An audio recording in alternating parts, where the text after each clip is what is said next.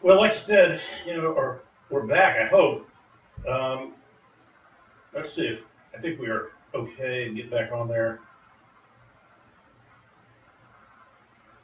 That's the one thing you can say about the show. We are flexible. When stuff comes up, we don't quit. Rick looks at it, adjusts it. I don't want to take credit for what he does, but that's part of what you have to do. That's a real example of life. Certainly we've done the show over and over, and certainly we'd love for it to go perfect. But sometimes that's just not in the cards. It's not Well, going to go perfect. yeah, it would be fun if it went perfect. I mean, the. In fact, let me edit this one and get it to the top.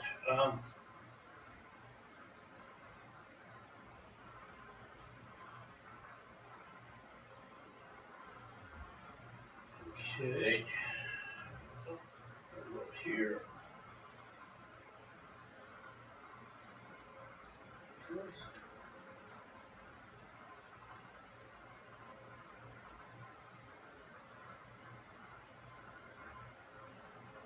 So, how do we know, and how do we work about change, and who do we need in our lives to help us make change? Well, basically, Rick, there are two types of people in life. There are cheerleaders and there are critics. Mm-hmm. Okay? And what happens a lot of time when we're young, we get in a pattern of collecting one or the other. Not exclusively, but a majority-wise. A majority of critics, a majority of cheerleaders. And it's real hard to move forward. It's real hard to change. It's real hard to go to the next step if you're surrounded with a bunch of critics. But if you've surrounded yourself with cheerleaders, and that was like this guy we were talking about with TCU, boy, his mother was going at it, but she was like, "You need to get it. You need to get it," and encourage you. And he had an inner voice of encouragement. And that's one thing we want to encourage people to do. Listen to your inner voice. Is it putting you down? Is it criticizing you? Or is it cheerleading you on? There's a reason there's cheerleaders at a football game because they help the team win. It's good for us to have cheerleaders in our own life. They help us win. And from a neurobiological standpoint, we know what an impact either positive thinking or negative thinking does to the brain itself. We can actually destroy or damage our brain to the point of destruction if we do stay in a constant flux of negative talk, negative self-interaction. Mm-hmm. But we also have the ability to heal the brain by getting the parts of the brain that were designed to be healing with just changing the attitude a little bit and changing our self-talk and what that does from a health standpoint of the brain. Without a doubt, Rick. And I think another thing that we kind of skip over a lot of times is diet and structure. It's important to have a good structure. It's important to have a good structure of what you eat and when you eat it. Some people eat in a way and a volume that makes them stuck, and they can't get out of it, and it creates a mood in them of defeat. So it's important. Am I in a hamster cage life in which I go and go, but I don't really get anywhere? And one of the first steps is learning how to get off the hamster cage. And if we do, it's amazing how I've seen people who've been on hamster cages in their marriage, hamster cages in their parenting, hamster cages in their job, and one day they say, "Done. I'm not doing that anymore. I'm going to step over here." And it's not going to be comfortable. It's going to create a level of discomfort, but they achieve, and great things happen to it. And just again, that's going back to that courage of just not staying on that wheel and saying that I'm going to get off the wheel and forge a life that I desire. There was something going around on the Facebook, and I'm in reading it looks like it's pretty accurate about Sylvester Stallone. I don't know if you saw it or not, about what his story was, having 13 schools while he was growing up, being told he was too short, being teased in school because he was short, and then eventually going to the point where he started writing. In 15 years, he wrote 16 screenplays. Of course, the one everyone knows him for is Rocky.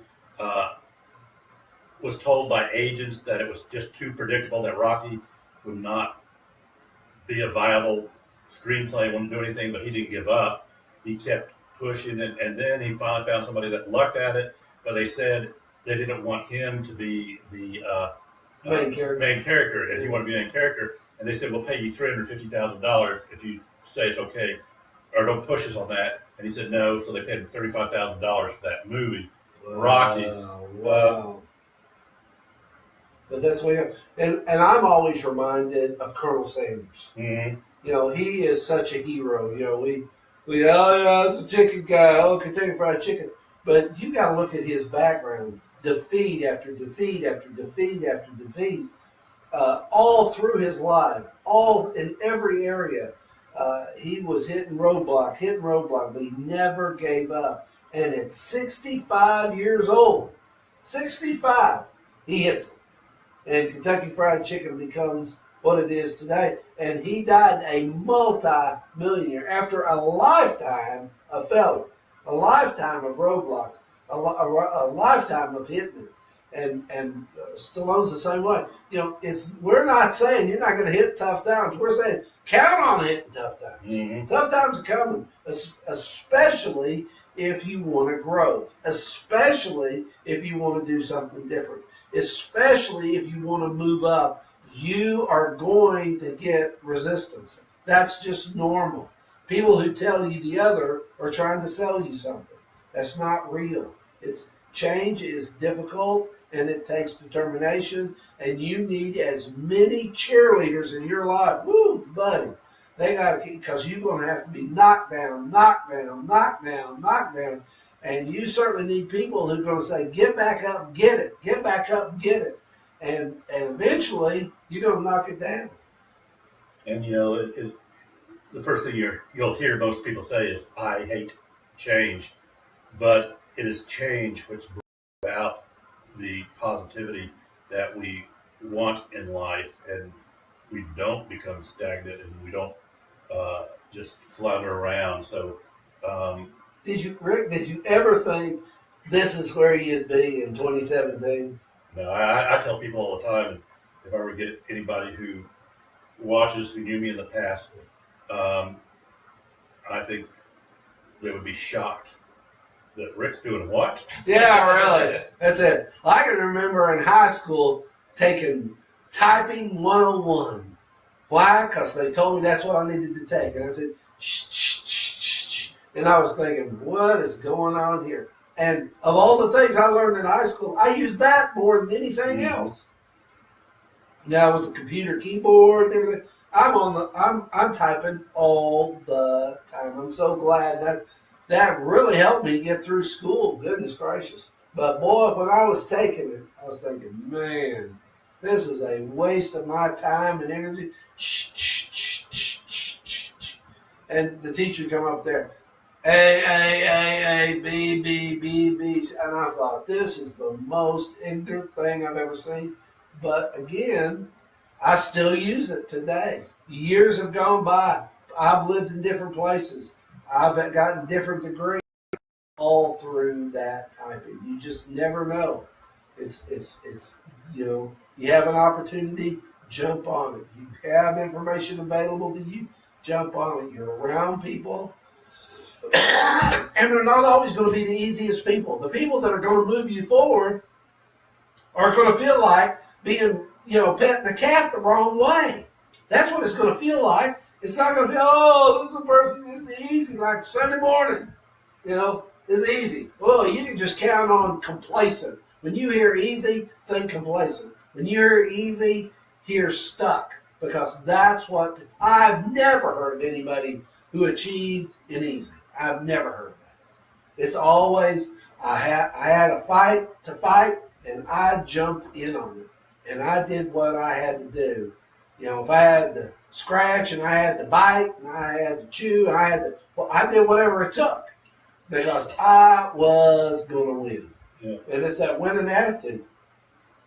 You just can't say enough about that. I think the older I get, the more I notice that. Yeah, I had a change yesterday. I'm on jury duty this week, and obviously no trials this afternoon, or I have not been called yet for one of the trials, so we get to do this. But they don't let you have cell phones in the courthouse. And, you know, again, I can understand about the concept of, you know, it going off in the middle of a trial or so forth. Or influencing the vote. Then they talked about that, and I said, yeah, that's interesting. Yeah, that, you know, you can't even research if you're assigned a trial. Yeah. You cannot research the case that way. And so I actually brought a real book with a highlighter and had the best time. A real book? Yeah. Oh, yeah. yeah. I had the best time just We're sitting there. stepping on up, Rick. Well, I had a good time just sitting there reading a book on the downtime instead of worrying about checking emails. And this is great technology, but I do think we have we have an addiction to this technology. Yeah, oh, there's no doubt about it. And that's why it's important to be discerning about cell phones and technology. You know, it's like barbecue ribs, love them. But if I ate them all the time, I'd have a bellyache, and I'd be sick, and I'd be in the hospital.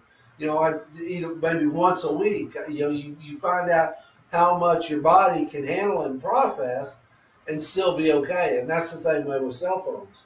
You know, there's a right amount to use and there's a wrong amount to use. And what's crazy about it, it is so easy to be sucked in. And the next thing you know, that's all you do. You know, I'm fascinated when I go out to eat and see people sitting as a family or as a couple, they're not even talking. Each one are on their cell phone, going at it. And I love, Rick, Joyce Myers, who says, put down your cell phones. You're not that important. Yeah. And I love that because that's what people think. They think having a cell phone makes them important. No, it just sucks your life away before you know it. And it's also TV. In fact, the book I'm reading is by Dr. Tim Jennings out of Chattanooga, Tennessee, and he talks about, it's called The God-Shaped Brain, but he has some interesting statistics in here that when I started reading them, again, at my age, a little too late, but he's already over the hill. No hope for Ray. Yeah, as far as I've watched way too much TV. Oh gosh, that's like the pot calling the kettle black if I get into TV watching. Ooh, I'm so big on TV I can watch it without the sound. I will watch TV without the sound, and I can still gather what's going on. I've watched so much that I go, this is where it's going. This is what they're going to do. And dang if they don't know. And that reminds me of Donald Miller, who is an author and into business management, who says there's only about, I want to say 200, I'm not sure of the number, but there's a finite number of stories that have been told since ancient times. Nobody comes up with a new way. He said, the one thing you don't want to do is take me to the movies because I'm going to ruin it for you. About 15 minutes in, I'm going to say, this movie's going here. This is what's going to happen. This is the way it's going to do. And there it goes. And so it's so predictable, And if you're watching something over and over and over again, you're going brain dead. That's the bad thing about that. Did you find that statistic you were looking at? Well, yeah, a couple of things. But, one of the things he states is, studies have shown that the more the theatrical entertainment children, of course, with the cartoons and the other shows, view during the first 8 years of life, the greater the risk of attention, focus, concentration problems, the dysfunction of the prefrontal cortex, and the higher rates of violence, impulsive behavior, sexual acting out, and increased anxiety and mood problems. And again, we're talking about anything that is considered entertainment from the video standpoint and cartoons. But, again, before we went live today, we were talking about just the amount of violence we're seeing, even in our area, in Greenville, and just recently we have a place called the Pavilion, which is an ice skating rink, and as you and I talked about, when our kids were growing up, it was, you could drop them off there. When we drove by, you and I talked about, we would take our girls to high school, and you had to drive by the Pavilion every day. Didn't think anything about it. Drove by, took them home, drove by. So I was exposed to it time after time after time. And if you would have ever told me somebody would have been shot dead there, I'd have gone, what? But there's the life. And now life anywhere. And today they had a news conference thing. Of course, now that we did have a young 17-year-old girl shot in the head the other night, and it was they now have concluded it was gang activity where two rival gangs got involved, and she was just an innocent bystander in it. But again, my question is why? And we're talking about high school kids, parents. Why are your kids out at 12:30 at night in a situation where they're with people that are carrying guns? That I still can't understand. 17 years old. But the hard thing about that, Rick, is that's normal. Yeah. There's the thing you have to check it. What did we do to get it to be normal? We'd like to say, oh, it's unusual for parents to have kids out at 12. That's not weird. That's normal. Them having guns available. That's not weird. That's normal. Them, trying to settle things with violence. That's not weird. That's normal. That has become the norm. That's not weird. And that's kind of where it was weird for us back in the day, but things change. And you've got to keep up with it. And you've got to make adjustments. And you've got to set up stuff so that parents are supported and helped. And that gangs are checked on.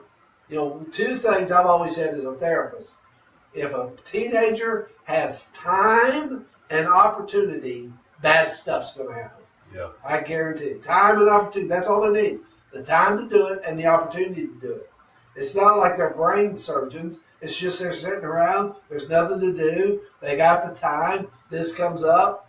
It's not why, but why not? It's what they do. It's their norm. Right. As we talk about the brain, we also know that, the brain's not fully developed about 26 years of age. And teenagers, the reason they have greater accidents from driving cars, the reason that they do get in these type of trouble is because they're in adult bodies, but they're still operating with brains that are not fully developed. And we have to recognize that fact that just because they're 17, 18 years old and look like adults, it's not their fault. It's just how we're designed.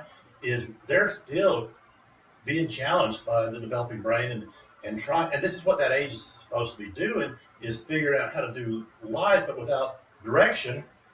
Do you hear that word, direction? See, that becomes an important piece in the issue. We want to not give directions. We don't want to structure directions, but somehow we want an undeveloped brain of a teenager to quote unquote get it. And if they don't, punish them. Oh, that doesn't work. That doesn't work. It's the responsibility of people who have a mature brain to create structure. And it's not like you're going to make friends and they're going to be happy. You're not going to make friends and they're not going to be happy. But they're going to be alive. And it's going to work for them. And that's what you have to think about. Well, we also know that even though kids will fight their parents by giving them direction and giving them curfews and telling them who they can and cannot hang out with, right. Believe it or not, that actually shows love to the child. Yes. They may not know it consciously. That's an investment. That's an investment, right? But subconsciously, they'll go back and remember that my parents loved me because and everything that they would complain about. Well, Joey's mommy doesn't make them do it. Well, Joey's mom is also going to be visiting Joey in prison one day. That's exactly right. And I'm going to be, at your college graduation or at your medical school graduation. Exactly. And there it is. It's where are you going to invest your time, money, and energy? and people are just trying to get by and hope that they don't get caught. They're trying to get by and hope that the destruction doesn't touch them. And the other night at the pavilion, it touched one child. Yeah. And now she's gone. And that's how it works. Right, and we don't know anything about that family, and I feel for the family, no matter what the situation is. Terrible. But I without even knowing the situation, I know the parents, if they had a choice or a chance to get to redo it, they'd rather have their daughter mad at them but home safe and graduating in a couple weeks than attending her funeral. Oh, without a doubt. Now we're getting into woulda, shoulda, coulda. Everybody says that after something goes wrong. Everybody's a genius after things go wrong. The tough work is before that. It's making the decisions before that. I love a parent who said, if you've got to use me as an excuse for not doing something stupid, use me. Yeah. Say, I couldn't do it because my parents said, la, la, la, la, la, la. I'm willing, while you are a young person, to be the excuse an excuse for why you didn't do stupid stuff. And that is the job of a parent. And exactly, and again, it's not judgment on the parenting, those parents or the things. It's what do we learn from these type of tragedies? And I think a lot of us grew up with parents who told us nothing good ever happens after midnight. And it's still nothing good. Yeah, and so there's they know the truth, and they know that if there is a lesson to be learned, then again it's we have to stand up and be the parent and say no when we know it's right to say no, because again it is much easier, and we want to see our children make it through life and not get that call in the early parts of the morning. But the issue there, Rick, is so many parents want to be popular. So many parents want to get along with their kids. So many parents want to, be their kid's buddy. And boy, can things go wrong very quickly like that. Oh, God. Yeah, you and I have both seen that. One generation under us, we do. I've seen it a lot. I do see it. Then it's reflected in the behavior of the kids, where we grew up with the parents that it was no nonsense, and you were afraid to get them mad at you. And then in two generations, you do see that where the parents think it's their job to be the friends, and it's a true saying. Those kids they have enough friends, but they only have two parents. Exactly. And it is never, never, never the job of a parent to bend so your kids like you. That is not the job of a parent. The job of a parent is to structure up and get them through it. Not make them happy in the midst of it. Get them through it, alive, and going at it, and feeling supported. And kids don't feel supported when they have parents that are, we want to be your buddy. Mm-hmm. They don't feel that way. It's what you hear from kids is, man, I'm glad my mother, my dad, my parents, my grandparents, whoever, made a line and stuck to that line. That's what makes all the difference in the world, and that's make all the difference in everything you do. It's a big deal. And the opportunity to go from a disciplinarian to a mentor does come in life. Your children will grow up, and there is a time when we do transition to that mentor phase, but again, it's at the right time, and mentoring is different than disciplinarian. And like I said, you hit it right on the nose. The parent's job is to prepare that child to go out and be successful in life.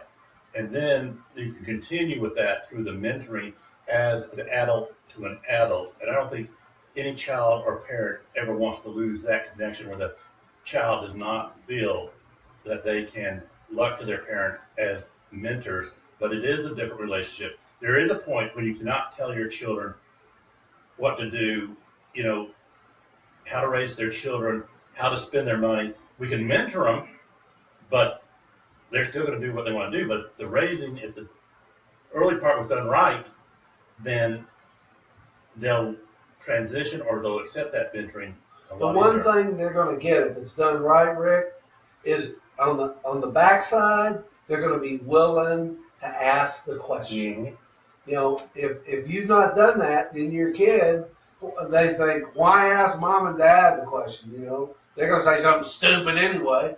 No, it's when they've seen you make tough decisions and that you've been there in the tough times, then they're going to hit the tough times. We all do. And what's a healthy child going to do? They're going to ask their parent. And at that point, mentoring shows up. The child asks, the parent answers, and they move together as a team, a family team. And that's a very powerful moment. And again, you know, neither one of us is going to be hypocritical and say, you know, we did it all right. We didn't do it all right. No. But are we willing to learn from our mistakes? And that's, again, what it's all about. Is yes, I think we all have to do that. The other thing I was going to share quickly on what Dr. Jennings wrote about violence, and as we're talking about violence, they did a study, and TV came into America and Canada in about 1945, and then it was introduced into South Africa in 1974.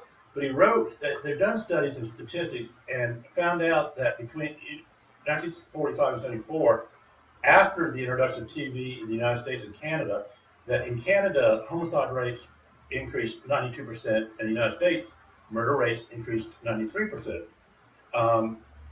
But what we got to remember is back in 1945 to 74, what was on TV wasn't,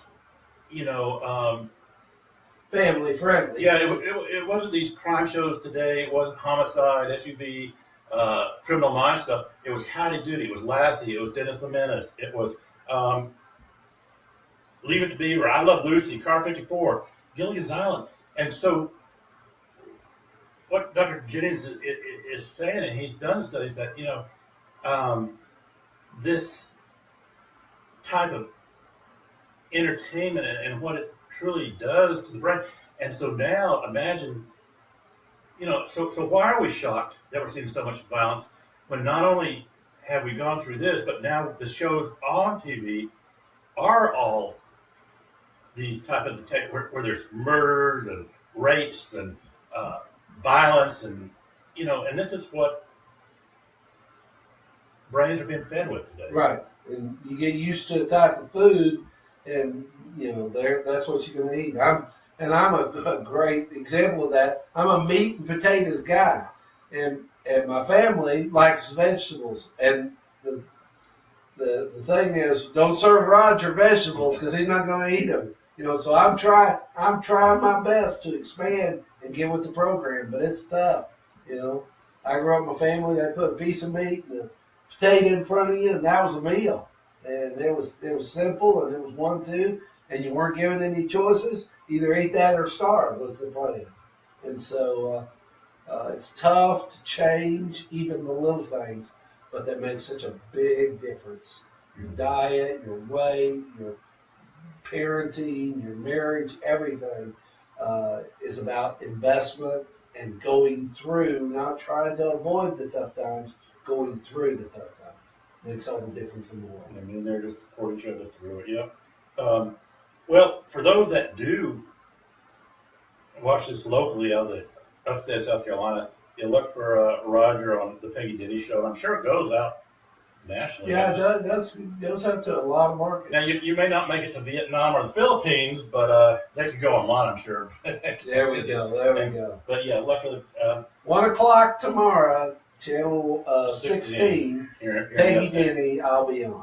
And we'll be back next Tuesday. Follow up on some of the discussion today. And again, we still encourage connect with us, contact us, join us on the porch.